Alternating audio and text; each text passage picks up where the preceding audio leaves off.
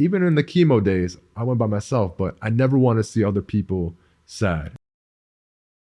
And for me, especially, I want to be that light, like I always say, like, we're all vessels under that man above. What's going on, man? What's happening, man? Glad you made it out here, Long bro. time no see, man. It's been long overdue. Long overdue, man. So we're here. We're here, man. It's been months, right? It's been a journey, It's man. been a journey, and I was just thinking about that, just driving here, like, whole time. I was telling someone else the other day, I'm like, literally a year ago, maybe even possibly, or November? I Yeah, don't know when I saw you first. November, October? I can't remember. it's definitely been a little bit over a year now. Yeah, absolutely. What was it? November, September, October? I don't even know. Yeah. Over a year and a half, a year plus. So guys, this is pretty interesting how I met Mo. But he walked into the shop one day and just showing a lot of love, like always. And he was walking, and I sat him in my chair, and then he told me what he was going through at the time. Mo, if you're comfortable Yeah, telling us what happened absolutely, man. at that time when we had first met. Absolutely. So pretty much I got diagnosed with cancer. Hit me with a bomb. I can go into detail later. But pretty much the way I met Jay was just, my hair was falling off, man. My hair was falling off. I remember I was with my friend and just, I had my next door neighbor, buzzing my hair off. It was about time, my shower, the sink or whatever it was clogging up my hair. I had braids at some point, man. I'm looking at yours. I'm like, jealous of him right now. I'm coming for you though. Yeah, we're getting there slowly, surely, Saw my hair going in the shower and I said, all right, I told my friend, I knew it was a powerful moment. I said, hey, you're my brother, shave it off for me. Now go to my basement. He came over and I'm sitting there. I didn't think I would get emotional or nothing, and I'm like, listen, I'm a guy, hair will come back after, breeze. But as he's doing it, I'm kind of getting like choked up. And you see so many videos of other people, especially it's hard for women, when they have long hair and everything. But I'm sitting there, I'm seeing my hair go off, and I guess his clippers didn't work. It wasn't like cutting it properly. So it looked like I was, spotty and everything. And I told him, I said, I can't be walking around like this. Not that I was going anywhere, but I was like, I just want this clean, fresh start, going through this journey. I want to clean. It was a Sunday, and I'm hitting him up like, yeah, it was a Sunday. I was like, there's one barbershops open in Bergen County, none that I knew at the time, and I'm like asking my boy like, hey, yo, is your barber open? Anyone I know? I'm thinking of going to like Fairview, anywhere outside of Bergen County. I had no idea. I was desperate. So I'm like, oh, I remember there's Hudson River Social Club over 2 blocks down from where I live, man. Shout out Hudson River Yeah, Social man. Club. Every Sunday I was there. Yeah, and it's crazy. Even telling you this, it feels like yesterday. Like just talking the steps. And this is my first time actually talking it out. Found the number, instantly called, man. You picked up? Like, listen. I think I just said, I need a buzz. I know I explained it to a little bit, but not to the nth degree. I was like, I don't know. I must have said just, hey, I just need a quick cut. It's nothing crazy. Are you free? And you're like, He called and it was closer to closing time, and he was like, I just need a quick cut. I'm literally right down the road. Can you take me? And me, I never say no to clients. So I was like, yeah, absolutely. I was working on my last one. And then by the time I got my last client out of the chair, then Mo pulls up to the shop. it was later in the day. It had to be later in the day too, right? Yeah, because remember it was like 4 o'clock, something late. And I was like, Closer to the end of the day. right. Yeah. And I was like, I just think I get this off, man. I look like cactus, just like prickly and everything, man. I was like, perfect, And you said, come on through. I said, say no more, Got there. And then I guess I just told you the whole rundown, man. I don't really remember that part. I'm not gonna be honest. I don't remember it. There's a blur for me. Yeah. So yeah, I just remember talking a lot. Probably talking a lot. Emotional. I know it was emotional. And I try not to, it was a first time meeting. I didn't want to blabber off the bat, but it was a powerful moment, especially as here we are today. I was just trying to help Mo during those hard times that he was going through. And when he sat in my chair, he didn't go straight into that. We got to know each other a little bit, and then he started talking about that. And here's the video, guys.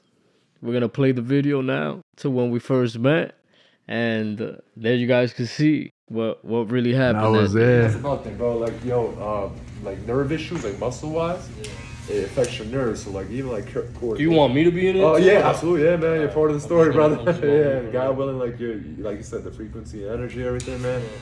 It's best, man. Appreciate it. Yes, sir. But yeah, man. So I appreciate that ass. Like obviously we just met right now, but I appreciate your prayers and everything, man. I got you, bro. I got you. Like imagine yourself, right? When you're there in your moment, imagine yourself in the future, right? Like already beat it, already went through it, right? Like already won. Yeah. You know what I'm huge saying? Visualization is constantly, huge. bro. Yeah. Like just visualize yourself at that angle, at that victory lap.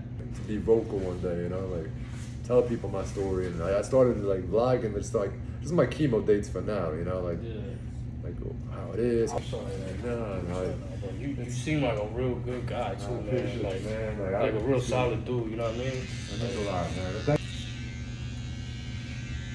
What happened during chemo was every time I showered, bro, it was just clumps coming into the shower. What was going on? It was clumps, it just hair would kept so it it kept falling off. Yeah, so I'm like kept clogging my shower. I'm like, yo, can't stand that, Bro, you're gonna be sitting back in this chair in a few, like maybe a year or so. Yeah, man. And we're gonna do the pump, bro. 100%, man. We're gonna do the 100%. pump. Believe me, man. I'll have your number right after. I'll have your Instagram, something like that, man. And I'll walk down here, bro. So ready to use the razor? Right? Yeah, please, if you could, man. I guess like the line and that shape up and all that. Yeah, no, God willing, man. God willing. Yeah, you gonna see, bro.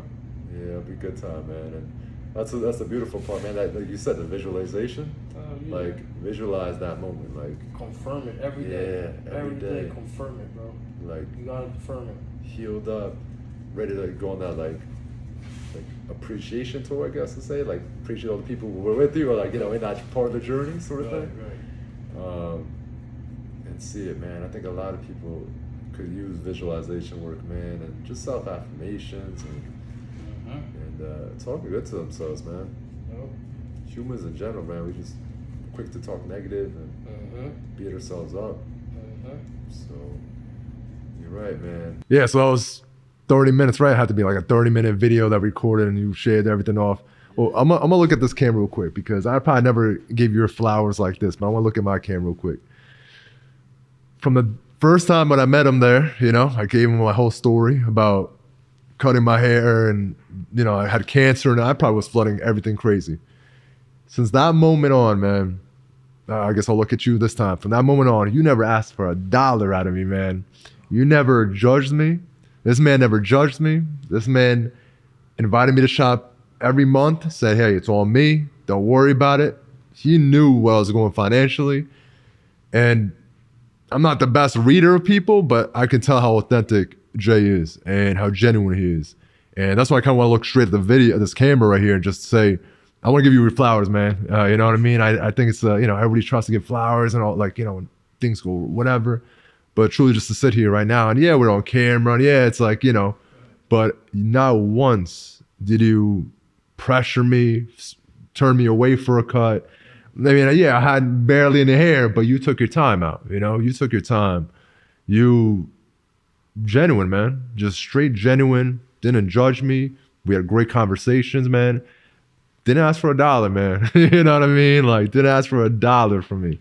And just always from that journey from my first chemo to now, to this day, man, you just never,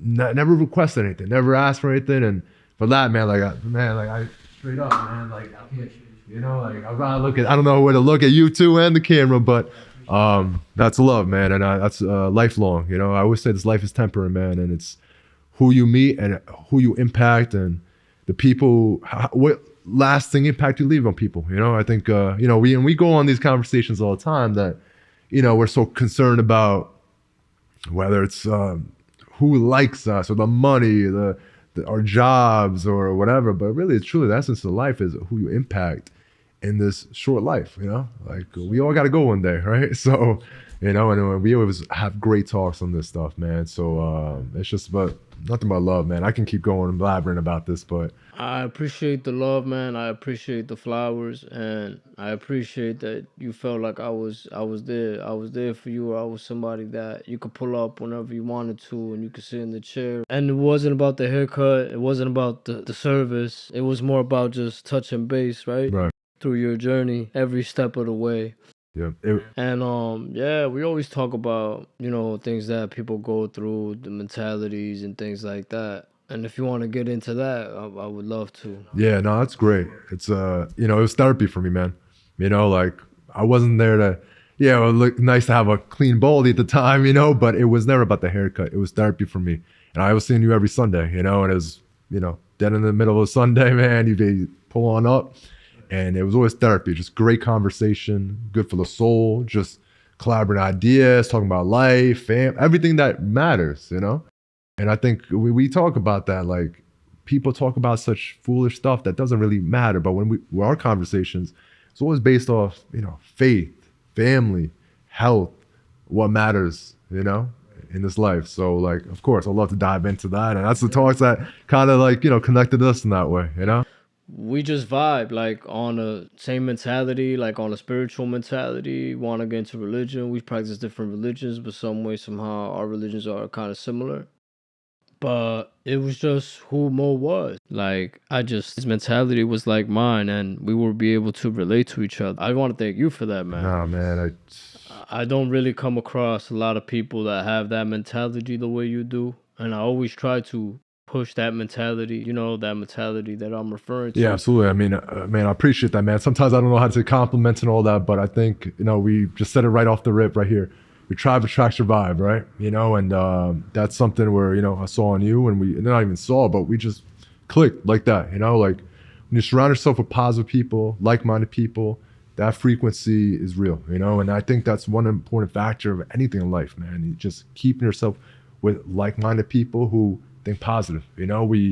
I'll tell the camera right now, cancer was the best blessing in my life. And people will say like, what? Like, huh? Like, why would you ever say that? But hey, it's the people I meet through those hardships, the experiences, the memories, and like you said, the youth. Who can we impact? Who can we influence? We all come from different faiths and walks of life, but the universe works in mysterious ways and magical ways, and it brings people together, brings great ideas together, brings this together, you know what I mean?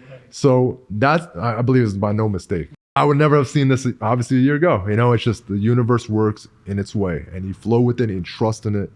And, and through what we think are hardships in the moment could be the best blessings in disguise a year from now, 6 months from now, so just try and be in that moment, I think, I was reading a quote before, like, slow is smooth, but smooth is fast. And something about that is, I don't know, so profound to me. Like, in those moments of being slow with like hardships or adversities, you're actually moving a lot faster mentally. You're growing and maturing. You're moving a lot faster, So this man said that cancer was the best thing that could have ever happened to him. It truly is. And let's get into that, man. Let's get into the cancer and how it impacted you in a positive way. And if you have any advice to anybody that's going through anything close to that, how they could fight through it and stay positive. And absolutely. I think the number one thing is faith, and like I said, we all come from different walks of life. And in those moments, like we question immediately, why me? Why, how can this happen to me? Relatively, I don't drink, I don't smoke. Thought I was a God-fearing man, I thought I was doing right things. And then that happened, I literally found out right when I was in the gym. I went to the ER, went for got shoulder pain, and next thing I know, there was a 7-inch mass in my chest. And it was one of the pivotal moments in my life where I was like, getting in a good groove, relationship, money, jobs, everything was going well. And then that happened. Here with that, life changed to the max. Was I shocked? Absolutely. Who wouldn't be? But just, sitting there and like finding that out and knowing what the next steps are. Yeah, you're gonna, What did they tell you when you were there? Yeah, so I went from the gym. I was like, all right, I had a great person in my life, who forced me to go get a a scan of my shoulder. And I'm being a stubborn man. Just You were experiencing some shoulder pain. yeah. Being a doctor, physical therapy. I was like, let me rehab this myself. I don't gotta do no scans, go to hospitals. So I can take care of this on my own. And it wasn't getting better. So, relatively, I listened to her and I said, all right, I'll get the scan. Let's just do it. Let's make her happy. Let me, let's get this out of the way. Yeah. Went to the gym, had a great workout. Went to the ER 5 minutes away. Who was this person?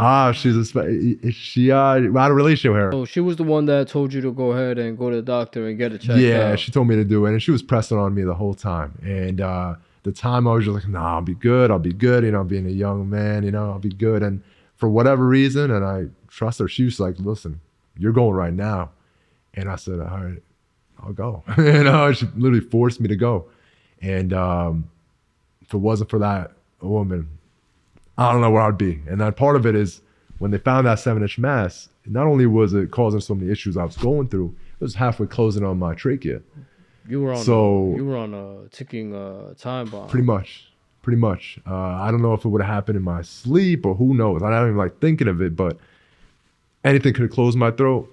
Boom. And this is what the doctors told you. Yeah. It could have happened at any moment. Any moment, yeah. At that stage where you were with I sat in the ER. I remember I was in my cutoff workout shirts, spent 7 hours just in the ER questioning what's going on. They're like, you don't have trouble breathing? You don't have trouble swallowing while eating food or anything? I said, no. This is when they had already identified what was going on. Yeah, the same day in the ER, they were looking at the scans, they're questioning why it's, I'm not having trouble breathing, no eating food. And I said, nah. With the 7, you said 7 Yeah, inch. it's like 7 inches, size of a mango, and I said, how is that possible?